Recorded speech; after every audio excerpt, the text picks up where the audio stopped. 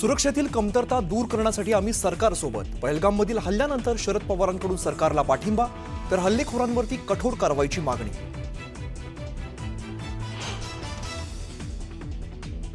सर्व पाकिस्तानी व्हिसा रद्द होणार. गृहमंत्री अमित शहांची सर्व राज्यांच्या मुख्यमंत्र्यांसोबत चर्चा. पहलगाम हल्ल्यानंतर भारताची मोठी कारवाई.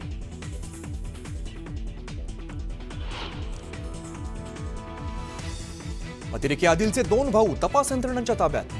रेकीकरणासाठी मदत केल्याचा संशय. पोलीस कोठडीत कसून चौकशी सुरू.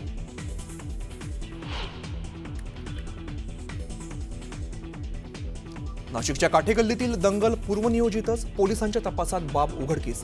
तर दगडफेक प्रकरणी टिप्पर गँगचा समीर पठाणचा जुगार अड्डा उद्ध्वस्त.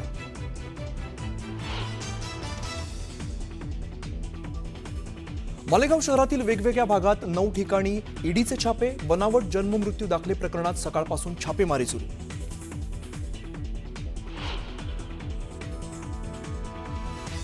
राज्यपाल व्ही.के. सक्सेना यांच्या अवमान प्रकरणी सामाजिक कार्यकर्त्या मेधा पाटकर यांना दिल्लीमध्ये अटक. 24 वर्ष जुन्या प्रकरणात कारवाई.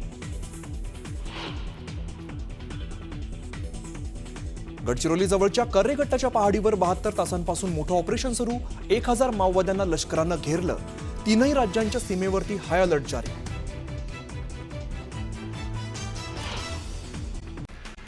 पाकिस्तानी लष्करासोबतच पाकिस्तानी दहशतवाद्यांमध्ये सुद्धा भारताच्या कारवाईची दहशत बसल्याचं पाहायला मिळत आहे. जैशी प्रशिक्षण शिबिरं आणि मुख्यालय ही रिकामी करण्यात आली आहेत. कमांडरना सुद्धा सुरक्षित ठिकाणी पाठवण्यात आलेलं आहे. खैबर पख्तूनख्वा आणि पीओके मधील प्रशिक्षण शिबिरं ही रिकामी केली जात आहेत. पहलगाममधील दहशतवादी हल्ल्याचा भारताने पहिला बदला घेतल्याची माहिती मिळते. दहशतवादी आसिफ शेख आणि आदिल शेख या दोघांची घरं उद्ध्वस्त करण्यात आलेली आहेत. आयईडी स्फोटाने आदिलचं घर पाडण्यात आलंय. जम्मू काश्मीरमधील नियंत्रण रेषेवरती पाकिस्तानने पुन्हा एकदा शस्त्रसंधीचं उल्लंघन करत भारतीय जवानांवरती शस्त्रांद्वारे गोळीबार केलाय. भारतीय लष्कराने या गोळीबाराला कठोर प्रत्युत्तर दिलं असून सध्या दोन्ही बाजूने चकमक सुरू आहे. पहलगाममध्ये पर्यटकांवरती झालेल्या हल्ल्याचे तीव्र पडसाद देशभरात पाहायला मिळत आहेत. पाकिस्तानला चांगलाच धडा शिकवा अशी मागणी मुळशीतील नागरिकांनी केली आहे. मृतांना श्रद्धांजली अर्पण करून कॅन्डल मार्चचं आयोजन करण्यात आलं होतं. पहलगाममधील अतिरेक्यांनी पर्यटकांवरती केलेल्या हल्ल्याचे पडसाद मनमाडसह नांदगाव शहरामध्ये सुद्धा उमटलेले आहेत. नांदगावमध्ये शिवसेनेच्या वतीने निषेध मोर्चा काढण्यात आलाय आणि यावेळेला पाकिस्तान विरोधात घोषणाही करण्यात आली. पहलगाममधील हल्ल्याच्या निषेधार्थ धरणगावमध्ये सर्व पक्षीय नेत्यांनी आणि सकल हिंदू बांधवांनी बंदची हाक दिली. सकाळपासूनच सर्व दुकानं बंद ठेवून कडकडीत बंद पुकारण्यात आला. पहलगाममधील हल्ल्याच्या निषेधार्थ सकल हिंदू समाजाच्या वतीने जामनेर बंदची हाक देण्यात आली आहे. जामनेर शहरात कडकडीत बंद पाळण्यात आला. पहलगाममधील अतिरेकी हल्ल्याचा निषेध म्हणून येवल्यामध्ये कडकडीत बंद पाळण्यात आलाय. त्यामुळे बाजारपेठ आणि मुख्य रस्त्यावरती शुकशुकाट पसरला आहे.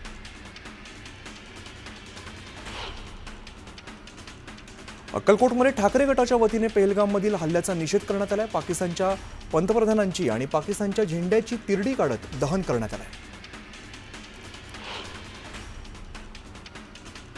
अहिल्यानगर जिल्ह्यातील पाथर्डीमध्ये पहलगाममधील हल्ल्याचा निषेध करण्यात आलाय. पाकिस्तान मुर्दाबादच्या जोरदार घोषणा सुद्धा देण्यात आल्या.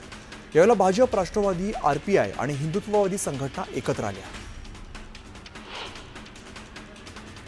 पहलगाममधील अतिरेकी हल्ल्याचा लोणावळा शहरामध्ये सर्व पक्षांकडून जाहीर निषेध करण्यात आला. अतिरेक्यांचा खात्मा करा, पाकला धडा शिकवा अशी मागणी सुद्धा केली. पहलगाममधील हल्ल्याच्या निषेधार्थ आज नांदेड बंदची हाक देण्यात आली. सर्वपक्षीय नेत्यांकडून नांदेड बंद पुकारण्यात आलेला आहे. या बंदला नांदेडमध्ये चांगला प्रतिसाद मिळाला आहे.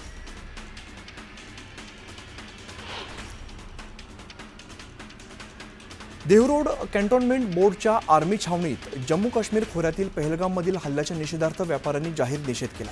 यावेळेला रॅली काढत पाकिस्तान मुर्दाबादच्या घोषणा देण्यात आल्या. दहशतवाद्यांच्या नांग्यात ठेचा, बदला घ्या अशी मागणी करण्यात आली. दहशतवादी हल्ल्याचा सडेतोड बदला घेतला पाहिजे. दहशतवाद्यांना त्यांची जागा दाखवली पाहिजे असं विधान उपमुख्यमंत्री अजित पवार यांनी केलंय. आपली भारतीय सेना दहशतवाद्यांना सोडणार नाही याचा मला विश्वास आहे असंही अजित पवार म्हणाले. पहलगाम हल्ल्याच्या पार्श्वभूमीवरती झालेल्या सर्वपक्षीय बैठकीला ठाकरे गटाने दांडी मारली. यावरून उपमुख्यमंत्री एकनाथ शिंदे यांनी उभाटावरती निशाणा साधला आहे. हेच काय ते राष्ट्रप्रेम? बाळासाहेबांचं नकली आवाज काढणाऱ्या लोकांकडून काय अपेक्षा ठेवणार, असा सवाल त्यांनी केलाय.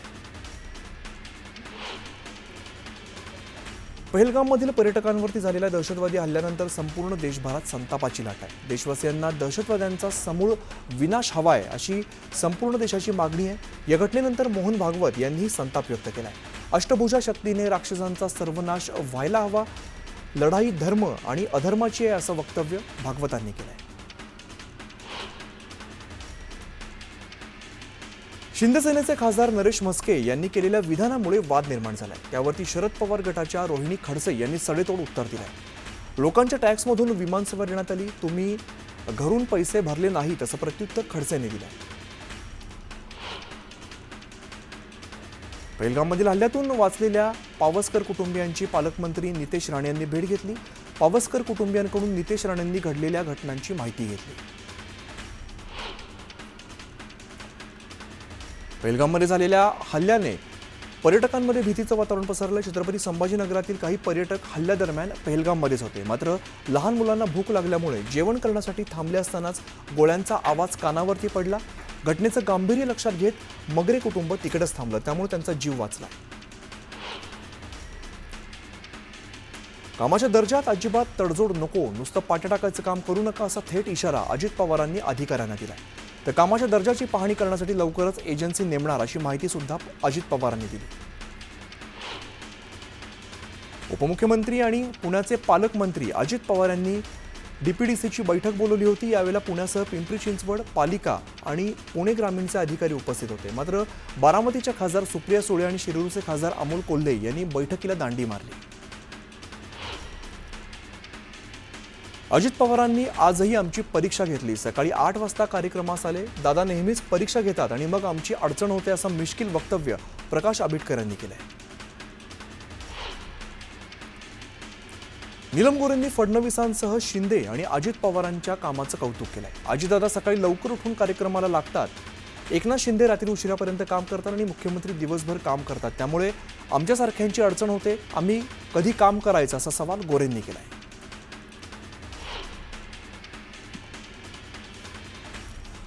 मंत्री जयकुमार गोरेंनी खेडचे उभाटाचे आमदार बाबाजी काळे यांना पक्षाबद्दलचा सल्ला दिलेला आहे. लोक कधी बाभळीच्या झाडाखाली उभं राहत नाहीत, लोक आंब्याच्या झाडाखाली सावली बघतात, असं म्हणत गोरेंनी उभाटाला बाभळीच्या झाडाची उपमा दिली. पालघरमध्ये जलजीवन मिशन योजनेच्या कामांमध्ये भ्रष्टाचार झाल्याची कबुली खुद्द पालकमंत्री गणेश नाईक यांनी दिली. निकृष्ट काम करणाऱ्या ठेकेदारांना काम सुधारण्याची संधी दिली असून ज्यांनी दुरुस्ती करावी, अन्यथा कारवाई केली जाईल, असे निर्देश गणेश नाईक यांनी दिले. पवार कुटुंब एकच आहे, मतभेद असू शकतात, मात्र निर्णय एकत्र येऊन घ्यावेत, असं सूचक विधान रोहित पवारांनी केले. त्यांच्या या वक्तव्यामुळे शरद पवार आणि अजित पवार यांच्यातील संभाव्य एकत्र येण्याच्या चर्चांना जोर धरलाय. छत्रपती सहकारी साखर कारखान्याच्या निवडणुकीसाठी 350 पेक्षा जास्त अर्ज आलेत. त्यातून 21 लोक निवडायचे, तर सगळ्यांना समाधानी करता येत नाही. उमेदवारी नाही मिळाली तर काम करा, रुसवे फुगवे नाराजी दाखवू नका, असं आवाहन उपमुख्यमंत्री अजित पवारांनी केलंय.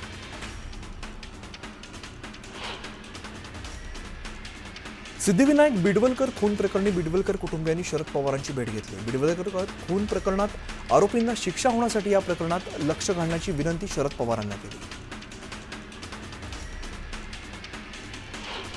निशांत सिद्दीकी यांना दाऊद टोळीच्या नावाने धमकीचा मेल आला होता. या प्रकरणी पोलिसांनी गुन्हे शाखेकडे हे प्रकरण वर्ग केलं.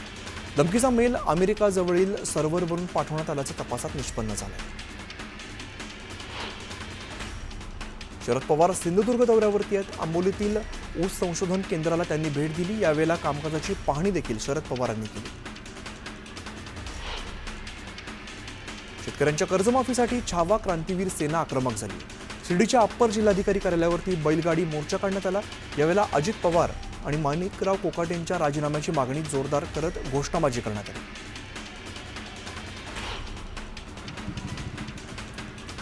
शिर्डीत अहिल्यानगर आणि नाशिक जिल्ह्यातील पदाधिकाऱ्यांची महत्त्वपूर्ण बैठक पार पडली. भाजपाचे कार्यकारी अध्यक्ष रवींद्र चव्हाण, सभापती राम शिंदे आणि पालकमंत्री राधाकृष्ण विखे पाटील यांच्या नेतृत्वात बैठकीचं आयोजन करण्यात आलं होतं.